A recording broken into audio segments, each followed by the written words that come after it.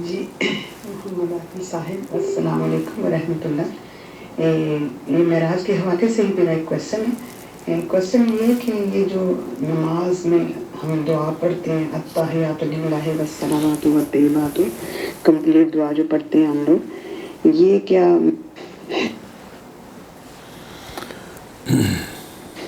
جی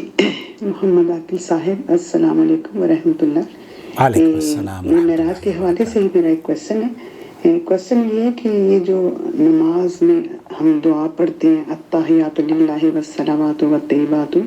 complete دعا جو پڑھتے ہیں ہم لوگ، یہ کیا معراج کے موقع پر آپ صلی اللہ علیہ وسلم اور اللہ سبحانہ تعالیٰ کا آپس میں مکالمہ ہے، یا آپ صلی اللہ علیہ وسلم نے علیحدہ سے ہمیں یہ دعا تلقین فرمائی کہ نماز میں اس طرح پڑھا کریں؟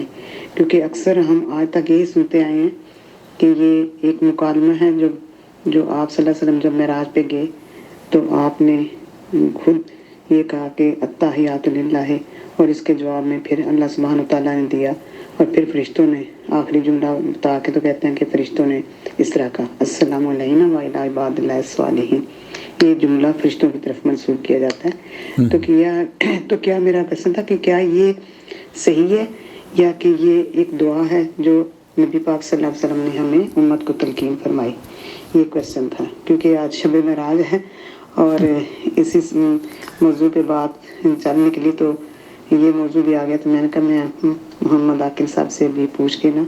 کنفرم کر لیتا ہوں۔ بہت بہت شکریہ، جزاک اللہ خیرا کثیرا۔ السلام علیکم ورحمۃ اللہ۔ وعلیکم السلام ورحمۃ اللہ وبرکاتہ۔ آپ دیکھ رہے ہیں نور ٹی وی جدہ، اور میں ہوں آپ کا دوست، آپ کا ہوسٹ محمد عاقل۔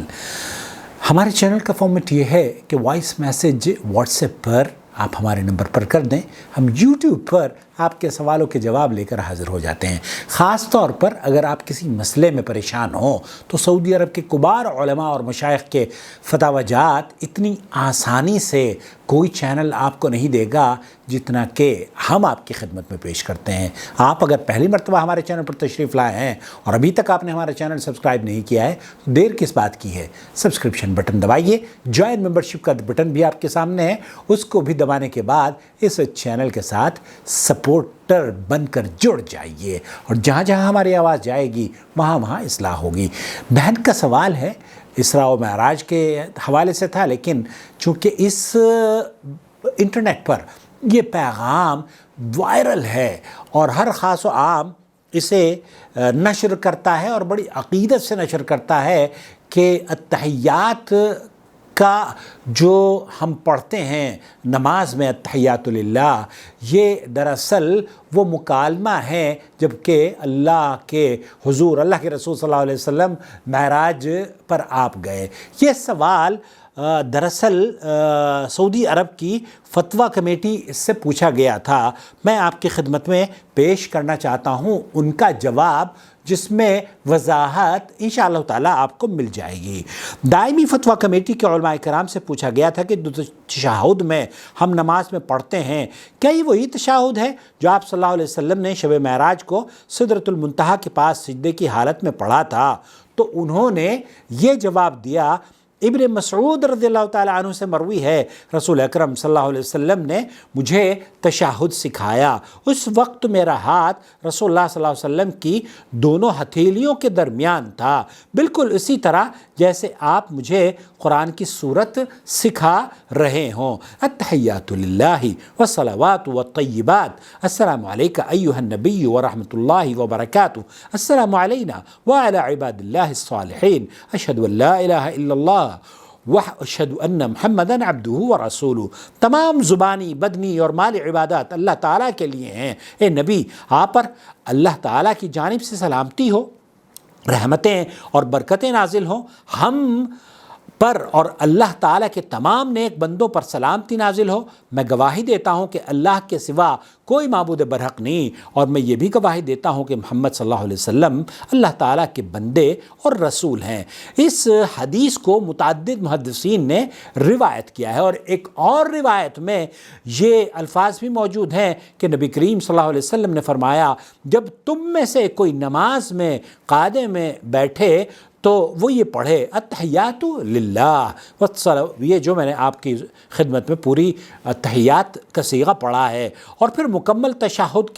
کی سابقہ دعا ذکر کی، اور اس میں یہ اضافہ بھی ہے کہ جب نمازی وعلی عباد اللہ الصالحین اور اللہ کے صالح بندوں پر سلام پڑھے تو رسول اکرم صلی اللہ علیہ وسلم نے فرمایا اگر تم نے یہ پڑھ لیا تو آسمان و زمین میں اللہ کے تمام صالح بندوں پر سلام پڑھ دیا، اور اسی روایت کے اخیر میں فرمایا کہ پھر اپنے لیے جو چاہے اللہ تعالیٰ سے مانگ لیں۔ اس حدیث سے، یہ متفق علیہ حدیث ہے، اس سے یہ پتہ چلتا ہے کہ دعا کا صحیح مقام بھی تشہد میں ہے۔ بہت سے لوگوں کا کہنا یہ تھا کہ تشہد میں وہ اذکار ہیں، ہم دعا نہیں کر سکتے، جبکہ صحیح بخاری اور مسلم کی یہ روایت ہے جس میں آپ علیہ الصلوۃ والسلام نے جو صیغہ بیان فرمایا ہے التحیات کا اور درود و سلام کا، پھر اس کے بعد یہ الفاظ بھی موجود ہے کہ آپ اخیر میں یہ بھی فرمایا ہے کہ اپنے لیے جو دعا مانگیں اس کو بھی آپ مانگ سکتے ہیں۔ امام احمد نے بھی اس حدیث کو ابو عبیدہ سے، وہ اپنے والد سے، اور وہ عبداللہ ابن مسعود رضی اللہ تعالیٰ عنہ سے روایت کرتے ہیں کہ رسول اکرم صلی اللہ علیہ وسلم نے انہیں تشہد سکھایا اور لوگوں کو مکمل تشہد سکھانے کا حکم بھی دیا۔ امام ترمذی کہتے ہیں کہ ابن مسعود رضی اللہ تعالیٰ عنہ کی حدیث تشہد کے بارے میں سب سے زیادہ صحیح حدیث ہے، اکثر صحابہ، تابعین اور اہل علم کا اسی پر عمل رہا ہے، اور امام ابو بکر البزار کہتے ہیں تشہد کے بارے میں صحیح ترین حدیث یہی ہے۔ مزید کہا کہ اس حدیث کو 20 سے زائد سندوں سے روایت کیا گیا ہے، اور اسی بات کی تائید امام بغوی نے بھی اپنی کتاب شرح سنہ میں کی ہے۔ مندرجہ بالا تفاصیل سے لجنۃ الدائمہ والافتاء کا فتویٰ یہ معلوم ہوتا ہے کہ رسول اکرم صلی اللہ علیہ وسلم سے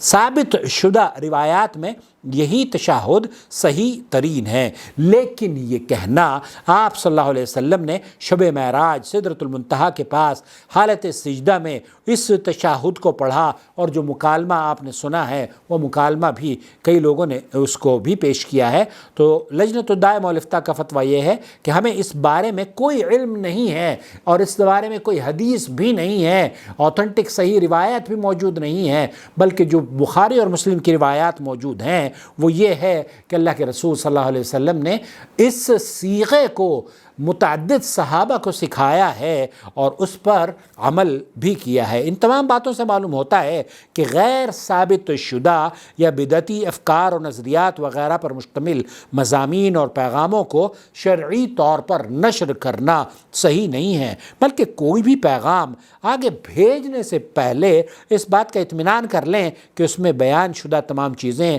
ثابت اور صحیح ہیں بھی یا نہیں۔ اس بارے میں حفص ابن عاصم رضی اللہ تعالیٰ عنہ کہتے ہیں کہ رسول اکرم صلی اللہ علیہ وسلم نے فرمایا ہے کسی بھی شخص کے جھوٹے ہونے کے لیے یہی کافی ہے کہ وہ ہر سنی سنائی بات آگے بیان کر دے۔ اسے امام مسلم نے نقل کیا ہے۔ تو اگر آپ جھوٹوں میں اپنا نام شمار کروانا چاہتے ہیں تو اس طرح کے جھوٹے قصے کہانیاں جو واٹس ایپ پر، فیس بک پر، انٹرنیٹ پر، یوٹیوب پر لاکھوں چینل بنے پڑے ہیں، اور ہمارے چینل پر تو لوگ سبسکرائب نہیں کرتے، ان کے یہاں تو کئی ملین سبسکرائبر ہیں، اور سبسکرائبر بھی ایسے ہیں کہ اندھ بھگت، وہ اس طرح کے واقعات سن کر جن کا کوئی ثبوت نہ ہو، اللہ اکبر، نعرہ تکبیر اور نہ جانے کن کن الفاظ سے وہ چینل کو سراہتے بھی ہیں۔ اللہ سے دعا ہے کہ اللہ رب العالمین ہمارے چینل کے ساتھ جو جڑ رہے ہیں انہیں ان کی آنکھوں سے اس جھوٹے پروپیگنڈے سے اور ان کے جسموں کو اور ان کے ذہن کو جھوٹے پروپیگنڈوں کو عام کرنے سے بچا لے، اور ہمیں قرآن و سنت کی دعوت کو عام کرنے والا بنا دے۔ تو یہ میری بہن بے بنیاد بات ہے، اس کا تعلق نبی کریم صلی اللہ علیہ وسلم کی اس نماز کے طریقے سے ہے جو کہ آپ علیہ الصلوۃ والسلام نے صحیح بخاری اور مسلم نے روایت کیا ہے کہ اس کو نماز میں پڑھنا چاہیے۔ اور نماز میں جب آپ التحیات پڑھ رہے ہیں تو یہاں اس بات کی بھی وضاحت کرتا چلوں کہ نبی کریم صلی اللہ علیہ وسلم اور صحابہ اور سلف صالحین اور ائمہ یہ اس مقام پر دعائیں بھی مانگا کرتے تھے۔ آپ دعا بھی مانگ سکتے ہیں، لیکن یہ قصہ دراصل اسراء و معراج کا نہیں ہے، یہ اس کا تعلق نبی کریم صلی اللہ علیہ وسلم کی نماز سے ہے۔ اللہ سے دعا ہے کہ اللہ تعالی ہمیں نماز کو نبی کی نماز کے طریقے پر ادا کرنے کی توفیق سے نواز دے. اپنا بہت خیال رکھیں. والسلام علیکم ورحمۃ اللہ وبرکاتہ. آپ کا بھائی محمد عاقل جدہ سے.